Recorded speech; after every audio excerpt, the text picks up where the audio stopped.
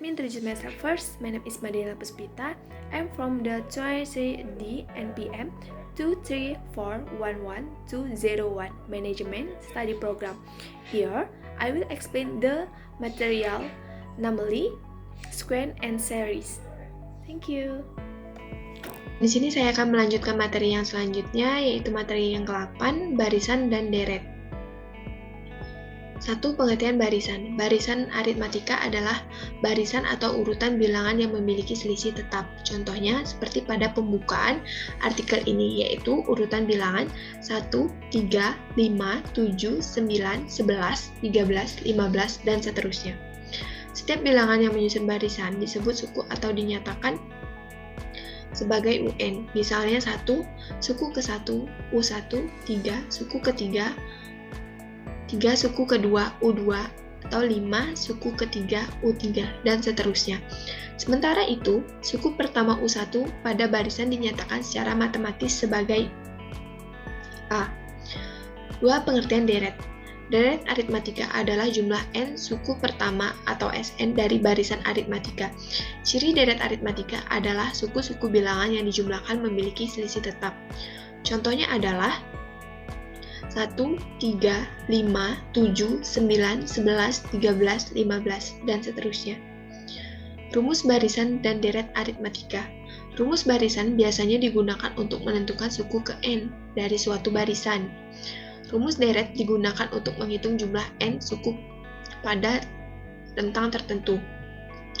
Rumus barisan.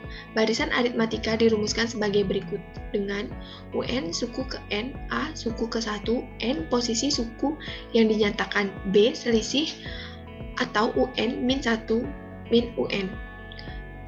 Rumus deret. Secara matematis, rumus deret aritmatika dinyatakan sebagai berikut. Dengan Sn sama dengan jumlah n suku pertama, n urutan suku, A suku pertama, B selisih atau beda antar suku. Apa perbedaan barisan dan deret aritmatika? Dari pengertian dan rumus di atas tentu simpelnya itu kalau barisan masih berupa urutan bilangannya, tapi untuk deret sudah berupa operasi penjumlahan dari bilangan tersebut. Dari sisi rumus juga sudah berbeda. Rumus barisan digunakan untuk menentukan suku ke n dari pola suatu bilangan aritmatika. Sementara rumus deret digunakan untuk menentukan hasil penjumlahan suku-suku atau bilangan aritmatika.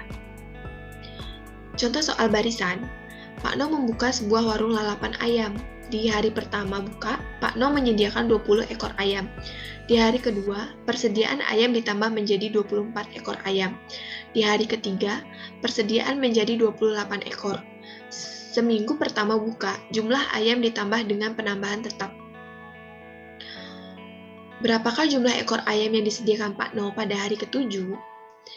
Diketahui persediaan ayam hari pertama U1 sama dengan A sama dengan 20, persediaan ayam hari kedua U2 24, persediaan ayam hari ketiga atau U3 itu 28, ditanya U7. Pembahasan, mula-mula kamu harus mencari selisihnya. B sama dengan 24 min 20 sama dengan 4 ekor ayam.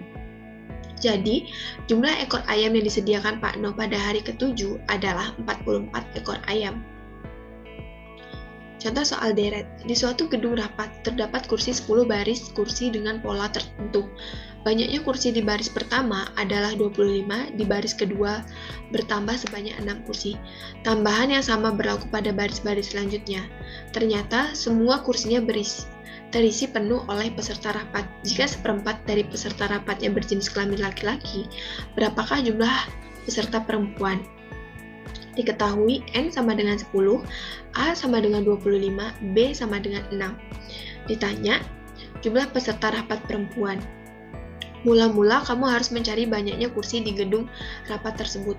Gunakan persamaan pada deret aritmatika. Oleh karena semua kursi terisi penuh, maka seluruh peserta rapatnya berjumlah 520. Jika seperempat peserta rapatnya berjenis kelamin laki-laki, maka 3/4-nya berjenis kelamin perempuan. Jadi jumlah peserta perempuan dalam rapat tersebut adalah 390. Demikian mungkin itu saja untuk materi yang dapat saya paparkan.